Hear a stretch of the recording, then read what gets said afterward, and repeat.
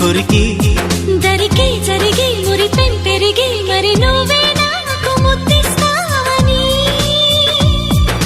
ముద్దుల్లోన ముద్దవుతానని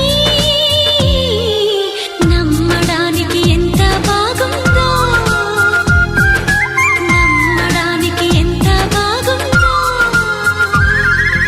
చందమామ కథలో చదివా రెక్కల గుర్రాలుంటాయని నమ్మడానికి ఎంత బాగుందో